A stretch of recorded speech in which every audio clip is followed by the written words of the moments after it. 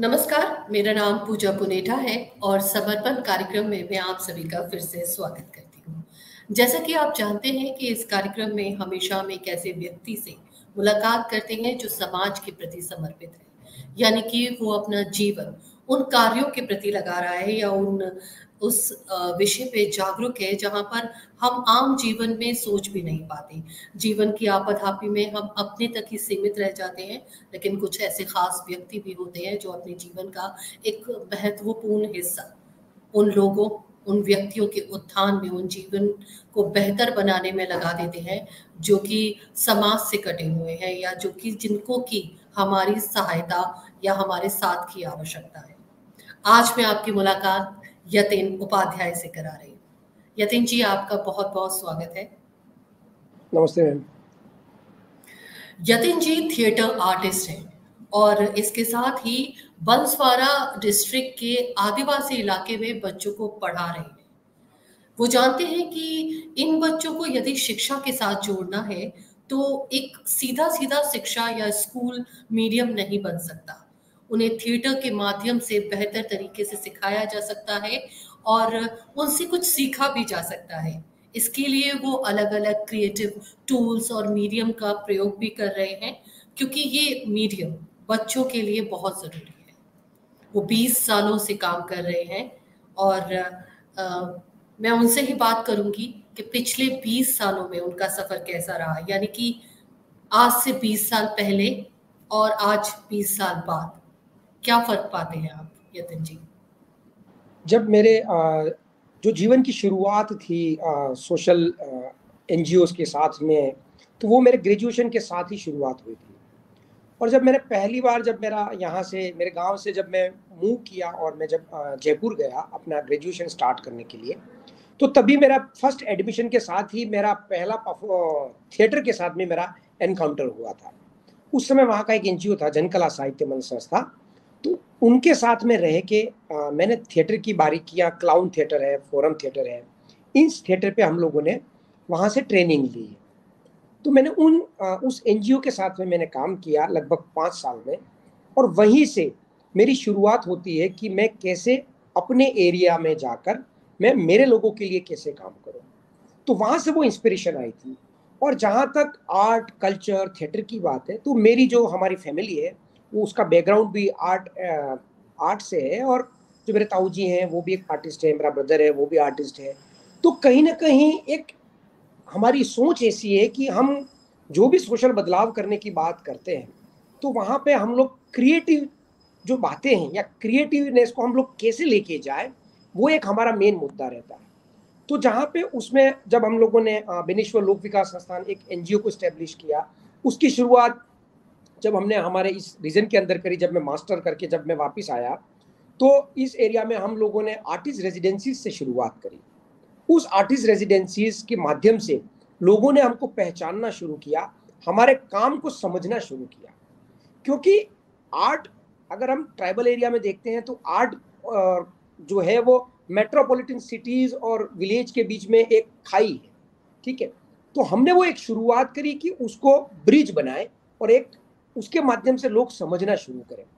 तो आज हम देखते हैं कि लोग हमसे वो एक्सपेक्टेशन रखते हैं कि हम जो भी काम करते हैं या हमारे काम में वो क्रिएटिविटी दिखती है, क्योंकि हमारे लिए सबसे स्ट्रॉन्ग पॉइंट है क्रिएटिव।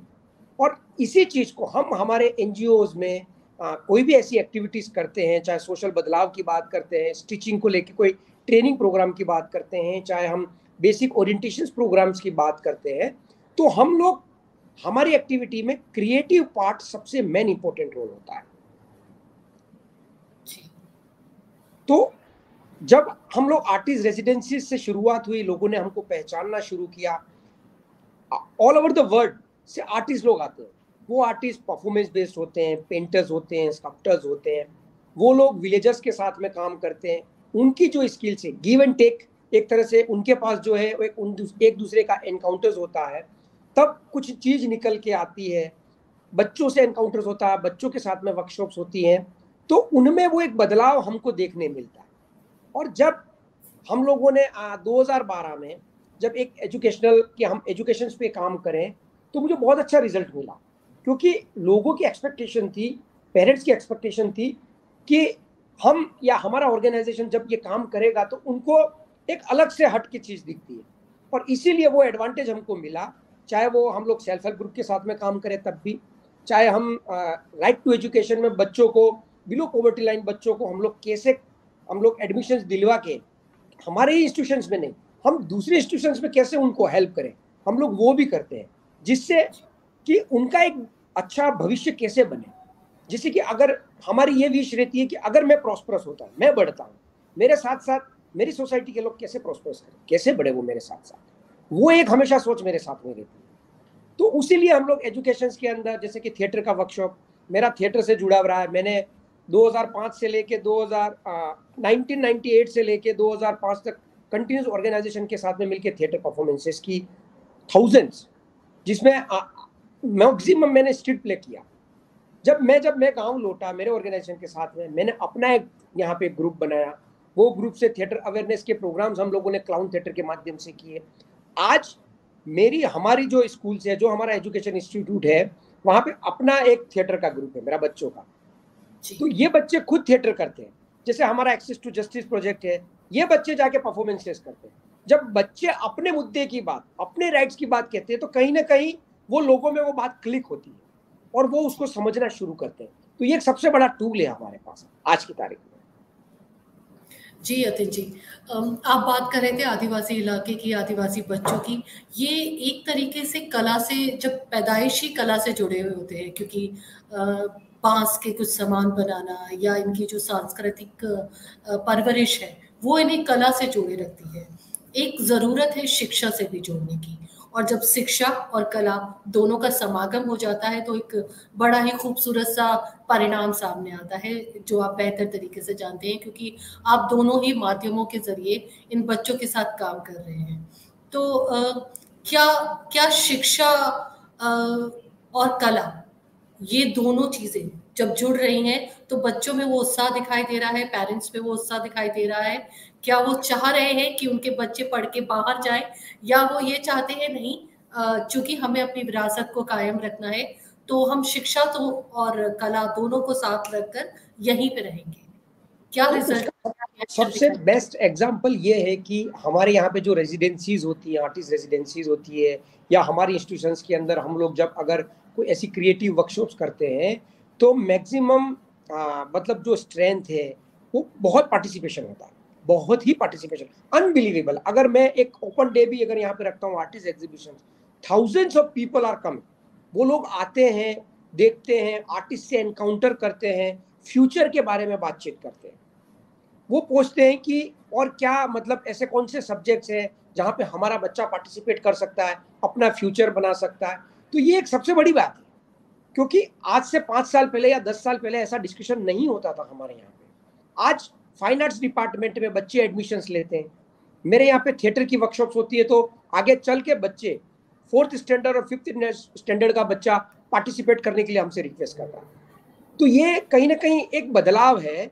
शायद हो सकता है कि हम अभी उस टारगेट तक या हम लोग 30% तक पहुंचे हों, शायद हम वो नींव के पत्थर हैं अभी हो सकता है कि आने वाले 5-10 सालों में और बढ़ोतरी होगी, तो कहीं ना कहीं इसका रिजल्ट मिलेगा। और उसका मेन कारण यह भी है कि कहीं ना कहीं बच्चा एक क्रिएटिव पर्सन बनता है, वो समाज के बारे में सोचता है। आज मैं क्यों सोचता हूँ, मैंने ऐसा सीखा, मैंने ऐसा देखा, मैं ये चाहता हूँ कि वो बच्चा या हमारे सोसाइटी में जो लोग हैं या हमारी आने वाली जो जनरेशन है, वो एज एन ह्यूमन, वो ह्यूमन कैसे बने, हमारे समाज के दूसरी जाति या दूसरे लोगों के बारे में कैसे सोचे, वो एक सोच रहती है हमारी। जी यतिन जी, आपने बिल्कुल सही कहा। जब व्यक्ति में एक कलाकार जीवित रहता है या उसमें एक कलाकार होता है, कहीं ना कहीं वो भावनात्मक रूप से समाज से जुड़ पाता है, उनकी तकलीफों को, उनकी समस्याओं को बहुत करीब से देख पाता है। शिक्षा को लेकर आपने कहा कि यहाँ पे जागरूकता है और भविष्य के प्रति भी ये लोग आश्वस्त हैं। क्योंकि आदिवासी इलाकों को लेकर ये समझा जाता है, अभी भी ये माना जाता है कि वहाँ पे बेसिक सुविधाओं का भी अभाव है। तो प्रशासन इस मामले में क्या कर रहा है, यानी कि बेसिक सुविधाएं और शिक्षा उन तक कैसे पहुंचा रहा है?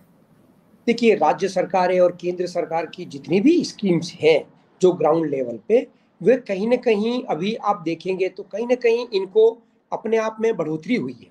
मतलब जो नीचे तबके का बंदा, मतलब जो लोग हैं, उनको कहीं ना कहीं देख रहा है। आप देखेंगे कि यहाँ के बच्चे एमबीबीएस में भी जा रहे हैं, आईएएस का एग्जाम फाइट कर रहे हैं, तो ये कहीं ना कहीं बदलाव है। और ये उसी का ही कारण है कि जो सरकार की अपनी स्कीम्स हैं, योजनाएं हैं, वो गांवों तक जारी है, निचले तबके तक जा रही है। कोचिंग सेंटर्स चल रहे हैं, जिसमें सरकारें कोचिंग सेंटर्स चला रही हैं, जहाँ पे वो बच्चे फ्री ऑफ कॉस्ट में पढ़ रहे हैं, स्कॉलरशिप्स मिल रही है। तो कहीं ना कहीं ये काफी बदलाव देखने को मिल रहा है। हाँ, कहीं ना कहीं एग्रीकल्चर सेक्टर्स है, इसमें और काम करने की जरूरत है। कि जहां तक मैं सोचता हूँ, क्योंकि मैं फार्मिंग पे भी काम करता हूँ, मैं खुद भी एग्रीकल्चर करता हूँ, तो कहीं ना कहीं हम लोग जो पेस्टिसाइड है उसको कैसे रोकें, ऑर्गेनिक तरीके से कैसे जाए, हम जो हमारे आसपास की चीजें हैं हम उसी का ही उपयोग करके कैसे तो ये एक बदलाव की जरूरत है, और उसमें सरकारों ने काम करना शुरू भी किया है।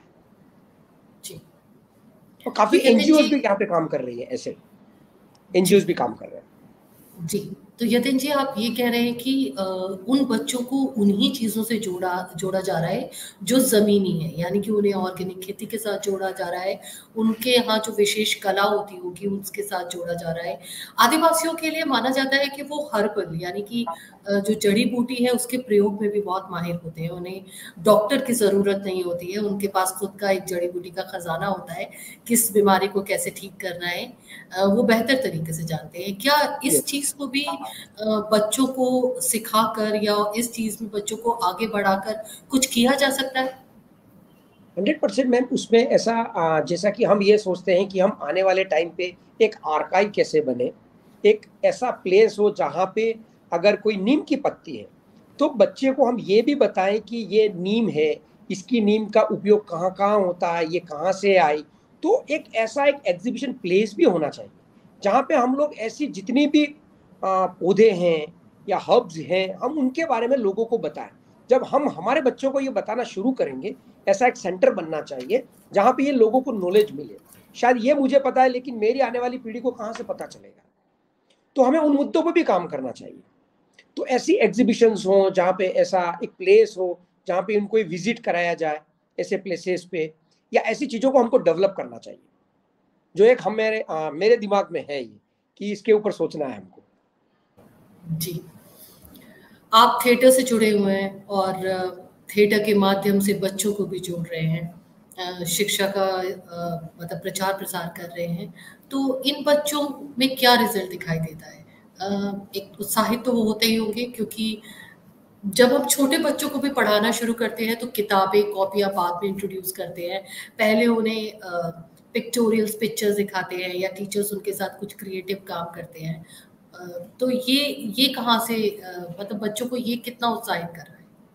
कि मैं ये बताता हूँ कि मैं केवल इसमें केवल एक ही लाइन बोलूंगा कि जी। ये जो बच्चे मेरे थिएटर करते हैं या जो हुँ, बच्चे नहीं कर पाते किसी कारण से, तो जो कॉन्फिडेंस उसमें बिल्डअप दिखता है, कॉन्फिडेंस वो थ्रू आउट द, मतलब अपनी बात को रखता है, चाहे वो किसी भी तरह की बात हो। मैं अगर उसको बोलूंगा, अगर उसको जो स्टेज का फियर है वो नहीं मिलता, वो आपको दिखेगा ही नहीं, वो अपनी बात को इजीली कह पाता है। तो ये जो उसका कॉन्फिडेंस बिल्डअप होता है ना, वो कमाल का है इस मामले में।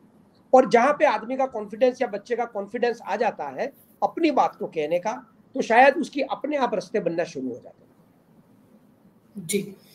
अ, इसके अलावा हम बात कर सकते हैं शायद इन जो आदिवासी इलाके होते हैं इन्हें टूरिज़्म स्पॉट भी बनाया जाए ताकि रोज़गार बच्चों को कहीं और ना भटकना पड़े जहाँ पर वो हैं वहीं पर बेहतर अपॉर्चुनिटीज़ उन्हें मिल सके।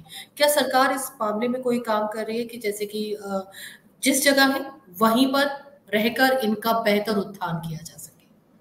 वो सोच है सरकार की, राज्य सरकार और केंद्र सरकार दोनों की है, और इसीलिए कुछ सर्किट भी इस्टेब्लिश हो रहे हैं यहाँ पे। जी। जैसे मानगढ़ धाम है जो वहाँ पे एक इस्टेब्लिश हो रहा है, जो हमारे 10th सेंचुरीज टेम्पल्स हैं, अर्थुना टेम्पल्स हैं, बहुत सारे ऐसे टेम्पल्स हैं, उनको कैसे कनेक्ट किया जाए, तो वो उनके प्लान में है। जब वो ऑटोमेटिकली जब वो बनेगा तो वो रोजगार की जो संभावनाएं हैं वो स्वतः ही निकल के आएंगे उस समय।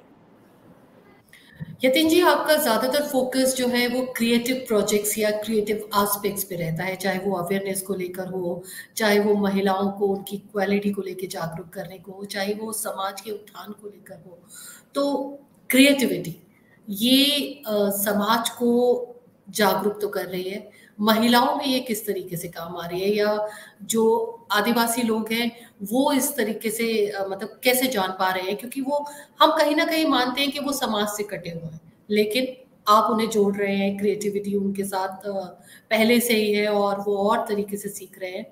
तो क्रिएटिव प्रोजेक्ट्स के बारे में बताएं। क्रिएटिव प्रोजेक्ट्स में हम अगर देखते हैं कि हम लोगों ने एक इक्विलिब्रियम करके एक प्रोजेक्ट किया था, जिसमें आर्टिस्ट ने काफ़ी 8 से 10 आर्टिस्ट को इनवाइट किया था। उसमें मैक्सिमम आर्टिस्ट ने फीमेल्स के साथ में ही काम किया। तो फीमेल्स में जैसे कि कढ़ाई बुनाई करना है, अगर उनके पास में वो स्किल्स है तो उसका एक स्टेप और डिजाइनिंग पार्ट पे कैसे इंप्रूव करके उस प्रोडक्ट को बनाया जाए। स्टिचिंग में है, स्टिचिंग में अगर हम ऐसे कोई सूट बना रहे हैं तो हम उसको डिजाइनिंग पार्ट में इंप्रूव करके उस प्रोडक्ट को कैसे इंप्रूव किया जाए। वैसे ही एग्रीकल्चर सेक्टर में भी अगर हम बात करते हैं तो कैसे हमारा पैकेजिंग मोड हो, हमारा जो हाथ का घरेलू उद्योग है, अगर हम पापड़ भी बनाते हैं तो उसका पैकेजिंग सिस्टम कैसा हो और कैसा इंप्रूव कर सकते हैं, क्वालिटी कैसे इंप्रूव कर सकते हैं। तो ये जो लोग आर्टिस्ट है या मेरे पास में जो सारी चीजें हैं, हम उसके ऊपर काम करते हैं, हम उसको कैसे इंप्रूव करें। इंप्रूव करने के बाद में वो अपने प्रोडक्ट को या अपनी सोच में कैसे बदलाव लाके और लोगों को कैसे हम लोग प्रेरित कर पाए। जी, यतीश जी, आप बात कर रहे हैं कि ये जो चीजें बनाते हैं, चाहे वो बांस का कोई सामान हो या कढ़ाई का कोई काम हो, ये तैयार तो कर लेते हैं, लेकिन अभी भी इनको शायद ये नहीं पता कि इसे बेचा कैसे जाए या इसे मार्केट में कैसे उतारा जाए। तो उस तरीके से या उस एस्पेक्ट से ये लोग बिल्कुल अनजान होते हैं।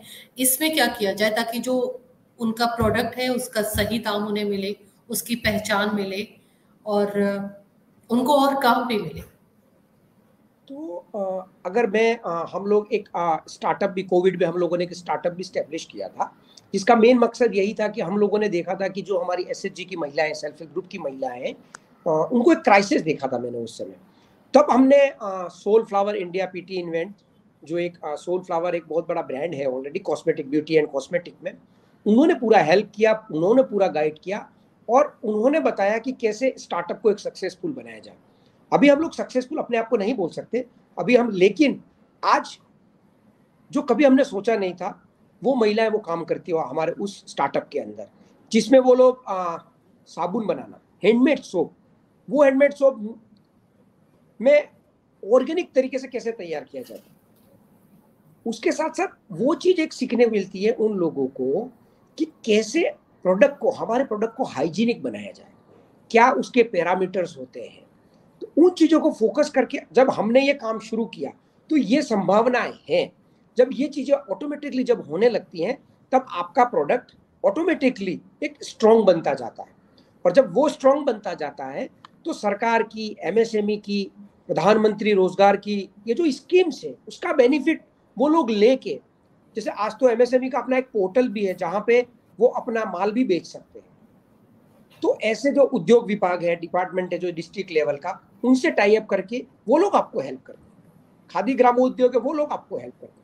तो ऐसे लोगों को या ऐसी जो स्कीम्स है या ऐसा जो हुनर है, हमको ऐसे लोगों को उनसे टाई अप करवाना चाहिए।